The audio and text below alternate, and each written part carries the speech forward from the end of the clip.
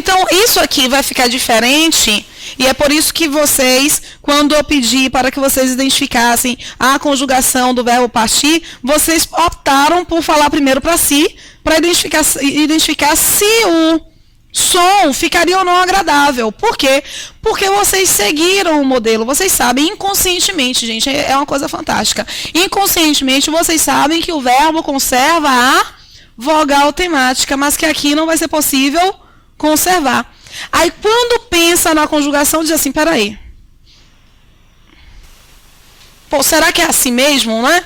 Por quê? Porque você tem uma perda de uma apresentação, já que para conservar a vogal temática, isso aqui não seria possível. Belezinha? Deu para identificar a lógica aqui nessa referência? Eu acho que quando você compreende o processo de formação estrutural do verbo, melhora muito a compreensão de verbo. O que nos mexe muito, o que mexe em nós em relação a verbo é justamente o fato de que existem muitas pessoas, muitos tempos, muitos modos e por isso muitas formas diferentes. Vai dar para decorar todas as formas de todos os verbos? Não. Mas vai dar para você ter uma noção. Entender esse processo. Você entende esse processo das famílias às quais os verbos pertencem, ou seja, das conjugações às quais os verbos pertencem, e de repente se depara com o verbo por. Você diz assim, existe então uma quarta conjugação? Não, não existe uma quarta conjugação, só existem 3 conjugações. A questão é que o verbo por vem do verbo poer, que é a construção arcaica. Essa construção arcaica perdeu o é na forma do verbo, porque eu continuo a apresentar o é na estrutura poente. Aqui o meu é, que indica para mim, inclusive, o meu radical inicial. Então, o radical de poente, por exemplo, é esse por. E não somente o por que nós visualizamos no verbo. Entenderam por quê? Então, já que o verbo por vem de poer, a qual família, a qual conjugação o verbo pertence? A segunda conjugação.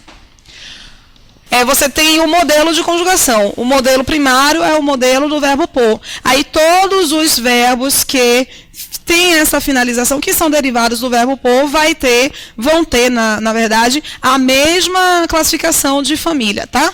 Eu tenho primeira conjugação, segunda conjugação, terceira conjugação. Então, supor é de segunda conjugação.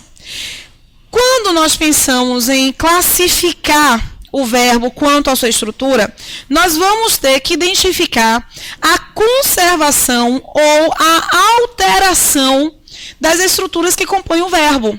Quais são as estruturas que compõem o verbo? Radical e desinência. Se eu não tenho impacto ali em relação ao radical, em relação à desinência, eu tenho um verbo que apresenta a regularidade. O que é regularidade? É você ter uma ideia de repetição, você segue um modelo. Graças a Deus, a maioria dos verbos são verbos regulares. Então, você consegue criar um paradigma, um modelinho para o verbo amar. E a partir do verbo amar, deste modelo, você consegue também perceber o verbo cantar. Amar e cantar. Primeira pessoa do amar, eu amo. Eu canto. Tu amas. Ele, tu cantas. Ele ama. Ele canta. Nós amamos. Nós cantamos. Eu consigo seguir, portanto, um modelinho que vai acompanhar o mesmo paradigma, o mesmo modelo do verbo amar. Assim vai acontecer com o vender, assim vai acontecer com o partir. Por isso que amar, vender e partir são os verbos mais recorrentes em gramáticas. Porque nós utilizamos muito esses verbos. Então, se nós utilizamos muito esses verbos, significa dizer que são verbos bons para vocês organizarem um modelo. Tentem fazer uma lida na conjugação. Dá uma lida na conjugação desses verbos e pensar em outros verbos. fazerem até uns joguinhos, os meninos do grupo de estudos podem pensar na construção de um joguinho para substituir verbos. Joguinhos, piadinhas, acho que ajudam muito a consolidar o conhecimento. Se eu rompo, no entanto, com o modelo, eu tenho um verbo que vai ser identificado como irregular. Aí as crianças, fase da aquisição da linguagem, quem tem filho, ou quem, né, filho pequeno ou filho crescido, sabe que eles indicam o verbo saber, por exemplo. O verbo saber, ele é de segunda conjugação, a mesma conjugação do verbo vender. Vender na primeira pessoa fica eu e o saber. Para as crianças de 3 anos, é eu sabo. Alguém ensinou a criança a dizer eu vendo? Não. Tem uma revista espírita nas bancas que apresenta nessa edição, apresenta uma pesquisa científica que dá uma noção de que realmente nós tivemos vidas passadas. Mas a pesquisa é realmente verídica e está no campo da linguística. A pesquisa indica que todos nós nascemos com uma carga hereditária que nos possibilita a aquisição de linguagem. Imaginem como é que seria a nossa vida se nós tivéssemos de ensinar aos nossos filhos cada uma das conjugações antes de eles começarem a falar. Teríamos condições para isso? Não. Então, geneticamente, existe uma informação, que é o que nós chamamos de gramática internalizada. Existe uma informação, como a força de Jedi, é de Jedi mesmo, né? Que está em você e te possibilita fazer essa aquisição sem que alguém necessariamente te ensine. As pessoas que não foram alfabetizadas, elas conseguem apresentar a primeira pessoa dos tempos e modos verbais. Alguém ensinou? Não. Elas têm as mesmas dificuldades com a segunda pessoa que nós temos e nós fomos alfabetizados. Por que nós temos dificuldade? Porque nós deixamos de usar. Então, a nossa carga genética, ela já está também perdendo essa noção. Então, o princípio de adquirir é um princípio de herança, realmente, tá? Eu tenho aqui uma criança que sabe o paradigma de vender e tenta aplicar o paradigma em saber. Ficamos, portanto, aí com eu sabo. Mas sabemos que é o eu sei. Mudou ou não mudou? Mudou o meu modelo. E esse modelo, ele vai ser alterado não somente com o verbo saber. Existem outros verbos que mudam o modelo. Como, por exemplo, o verbo ouvir. Ouvir pertence à segunda conjugação, assim como o verbo partir. Partir fica eu parto, conservando o meu radical. O verbo saber mudou tanto o radical quanto a desinência, não foi isso?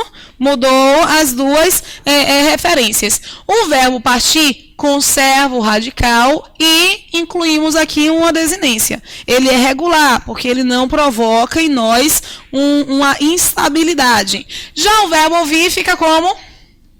Eu ouço. Eu conservo o radical?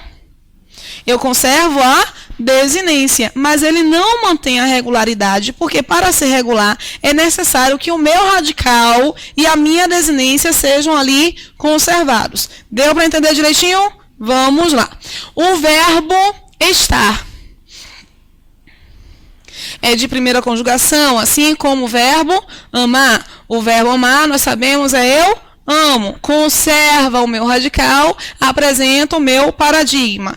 Está tudo ok, tudo bonitinho, tudo delicadinho com o verbo amar. Mas o verbo estar fica como? Eu estou. Mantém o radical, mas altera a desinência. Alguns, inclusive, acabam fazendo esse erro. Ó. Eu estou. Eu estou aqui. Até na oralidade, o verbo estar, a gente ri assim quando uma pessoa, quando se escreve o processo, mas na oralidade, como é que nós falamos? Tá onde? Que graça tem ligar para o marido irritada porque ele já tem 3 horas te enrolando, dizendo que está fazendo o mercado. Você diz assim, tá onde? E ele responde, tô indo para o caixa. Não era a fila. Mas vai logo te avisando, a fila tá enorme. Para garantir, né, um sossego. Esse estou aqui, eu posso não escrever. Mas nós falamos, não falamos? Se não falamos o tô, nós falamos, eu estou bem. Estou bem. A construção, no entanto, é esta aqui. O plural disso é incrível, como sobretudo os meninos na 7ª série. Os meninos na 7ª série começam a fazer uma hipercorreção. E aí, no lugar de demonstrarem algumas marcas que deveriam ter sido internalizadas, eles começam a fazer substituições. Como, por exemplo, eles estão. Se surpreenda. Eu tive uma aluna recentemente aqui no curso que falou assim, Jesus Cristo. O que foi? Eu escrevi assim. Mas por que escrevi assim? Porque eles amam. Eu tenho a mesma conjugação. Então você opta por utilizar e até, às vezes, você até sabe que não é dessa forma, que é o estão. Às vezes você até sabe. Mas seu cérebro pensa mais rapidamente do que você imagina. Mais rapidamente do que você se condiciona ao escrever. Então você escreve o que o seu cérebro comanda. Ele identifica que está a primeira conjugação e seleciona o ão. Porque no fundo, os sons, se não são iguais, são muito parecidos. E é por isso que as pessoas acabam errando, tá? Belezinha? Belezinha? Pode ir, né?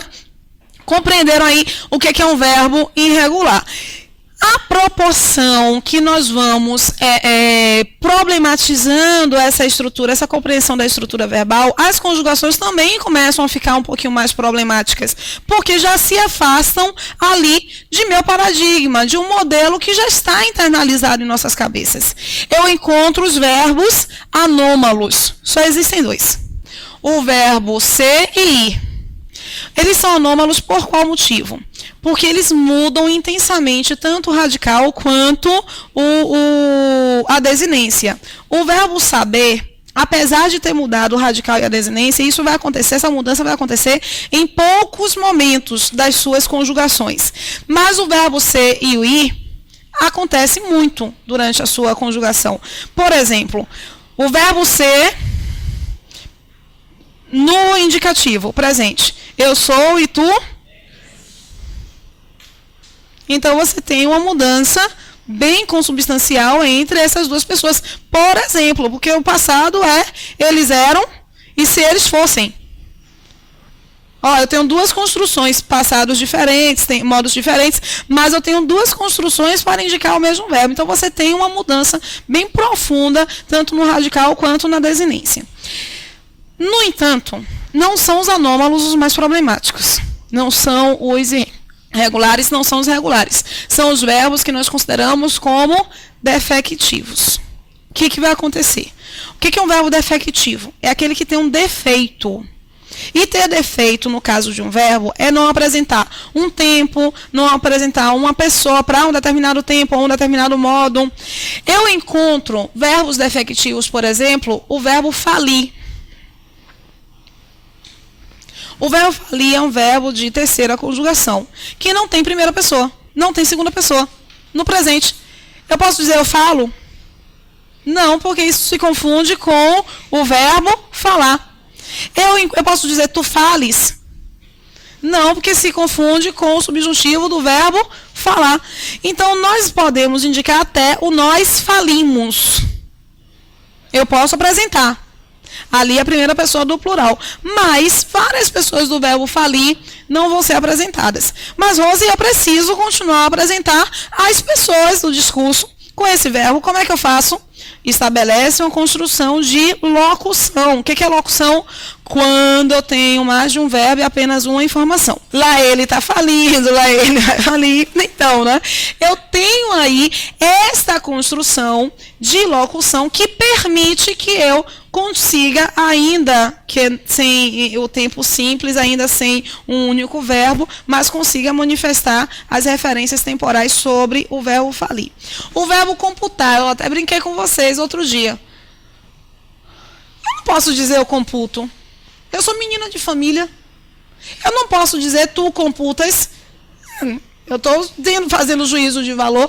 Eu tenho que identificar também uma problematização em relação ao som dos verbos. Eu tenho que identificar também que existem verbos unipessoais. O que são verbos unipessoais? Verbos que indicam sons da natureza. Por exemplo, miar. Se eu não estiver apresentando uma referência figurada, eu sou gata, então eu mio, né? Se eu não estiver indicando uma referência figurada, eu vou poder construir essa frase? Não. Numa referência denotativa, o verbo miar, ele só é de terceira pessoa, do singular ou do plural. Belezinha? Belezinha? Deu para entender, não é? O que eu sugiro para os verbos defectivos? Nós vamos problematizar muito o nosso estudo, no momento, o nosso estudo será muito problematizado, na verdade, no momento em que nós nos sentimos conflituados com a referência da terceira conjugação. Por qual motivo? São poucos os verbos, nós temos menos verbos terminados em ir do que verbos terminados em er ou em a. Então, naturalmente, nós vamos fazer poucas conjugações. Nós temos pouco uso de verbos em terceira conjugação. Quando nos deparamos com o verbo de terceira conjugação, nós ficamos naquela dúvida, será que existe mesmo? Porque o aderir é a terceira conjugação. Ele tem todos os tempos, todos os modos, todas as pessoas. Mas ele tem mudança vocálica. Como nós não utilizamos muitas construções com terceira conjugação, o que é que nós vamos sentir no momento da conjugação? Medo. Qualquer som percebido vai ser um som ruim. Então você acaba sentindo realmente muita angústia. Aí só são alguns verbos. Eu coloquei no módulo os verbos mais recorrentes em concurso público. Sugiro que vocês deem uma lidinha. Eu vou, na próxima aula, trabalhar com alguns exercícios sobre conjugação de verbo, identificação de verbos que são apresentados como defectivos, mas na verdade são irregulares. Vocês acham que são defectivos, mas na verdade são irregulares. Enfim, como é que o concurso público acaba cobrando esse conteúdo. E por fim, eu tenho os verbos abundantes. O que é um verbo abundante? O que é a palavra abundante? Enquanto defectivo é um que não tem um tempo, não tem um modo, não tem um número, não tem uma pessoa, os abundantes têm duas construções para identificar o mesmo tempo, o mesmo modo, o mesmo número, a mesma pessoa. Normalmente vai provocar uma certa ansiedade o verbo abundante no particípio. Esse aí vai provocar uma certa ansiedade. Vamos ver por que provoca ansiedade.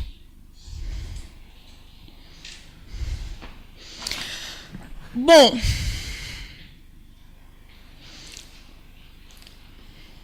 essa construção está adequada? Por qual motivo? Chegar não é abundante. Rose, o que é de fato um verbo abundante?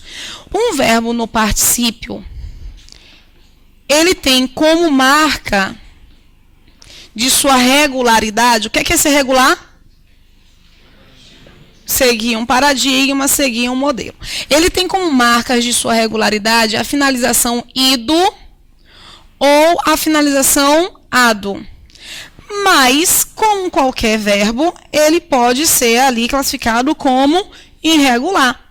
O que é um verbo irregular? No particípio. É quando ele tem uma forma livre. Colocar aqui entre aspas. Uma forma reduzida. tá? Eu encontro, por exemplo, o verbo acender. O verbo acender é de segunda conjugação. O paradigma do particípio é a finalização do ido, por causa desse fechamento aqui. Então, segunda conjugação e terceira conjugação, finalização ido. E primeira conjugação, finalização ado. Eu encontro, para o verbo acender, o acendido. E para a forma livre, apresentar aqui a forma regular. E a forma livre é a forma irregular. Para a forma livre, eu encontro o aceso. Os dois são norma culta. Vou mostrar uma questãozinha, para ver se vocês conseguem fazer.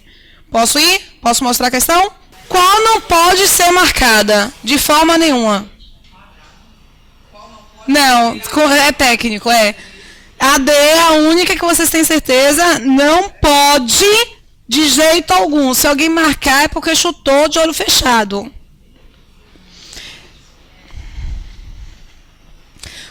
Vamos aqui identificar como fazer essa questão, tá? Antes eu quero saber de vocês. Marcaram qual? Todo mundo? Com certeza? Ou sem certeza? Bom, os abundantes, como eu falei para vocês, o particípio, eles vão ser regulares, podendo ser aqui a identificação do regular ou a identificação do irregular. Regular, a finalização é qual? Ado ou ido. Primeira conjugação ado, segunda e terceira ido. Beleza. Os irregulares, uma forma livre. Só que, quando um verbo for abundante, ele vai ter uma diferenciação de voz verbal. Se ele for abundante e estiver com uma frase em voz ativa,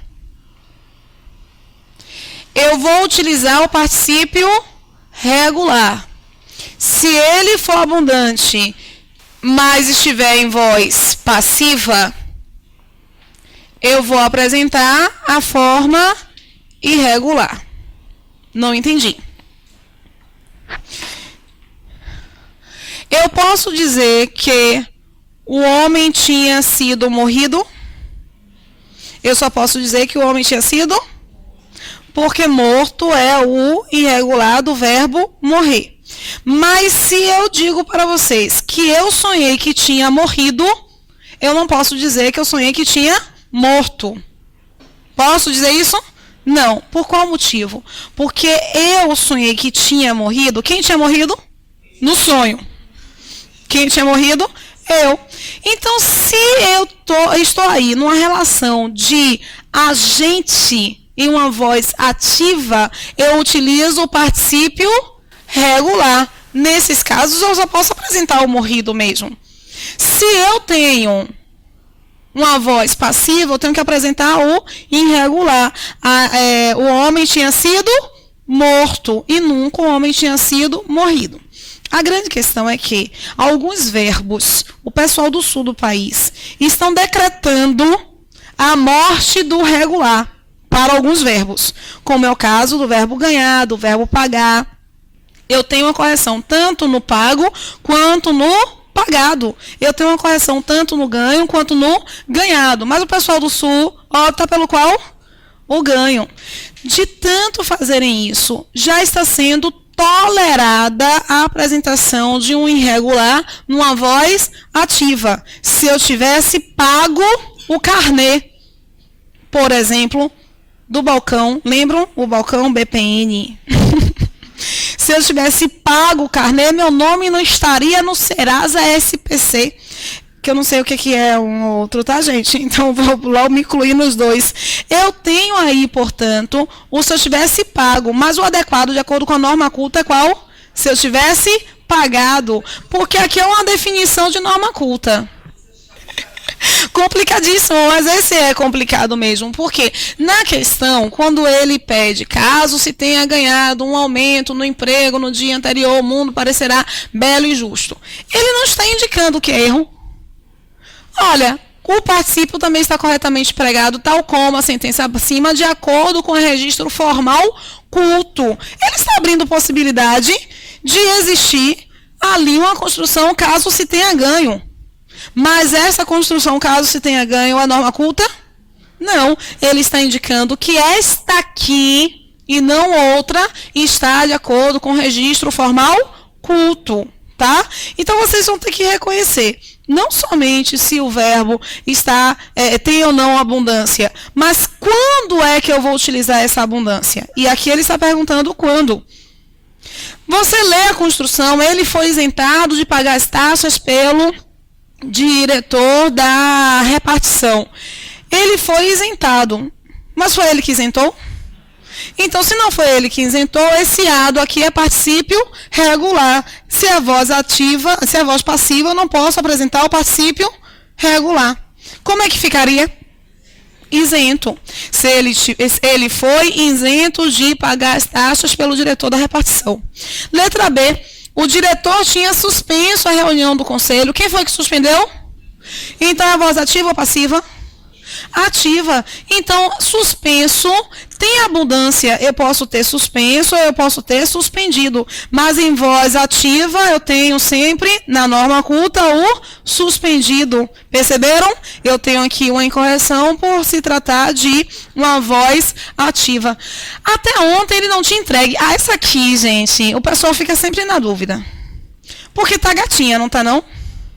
A gente fala isso, se eu tivesse entregue para você o documento no dia certo, o adequado, de acordo com a norma culta, no entanto, é se eu tivesse entregado, porque o particípio regular é para a voz ativa. Não esqueçam disso, tá? Eu tenho, a hipoteca do imóvel foi pagada. A hipoteca foi paga, porque eu tenho a hipoteca como um elemento paciente, não como um elemento agente. Se por um acaso eu indicasse os herdeiros tinham pago ou pagado? Tinham pagado a hipoteca, então eu teria aí a construção de particípio regular. Lamento que o Conselho da Entidade não tenha elegido. Quem foi que elegeu? Quem foi que não elegeu o Conselho da Entidade? Voz ativa. Se é voz ativa, particípio regular na cabeça. É difícil? Essa é uma questão super simples de ser feita e super rápida. Você bate o olho e identifica.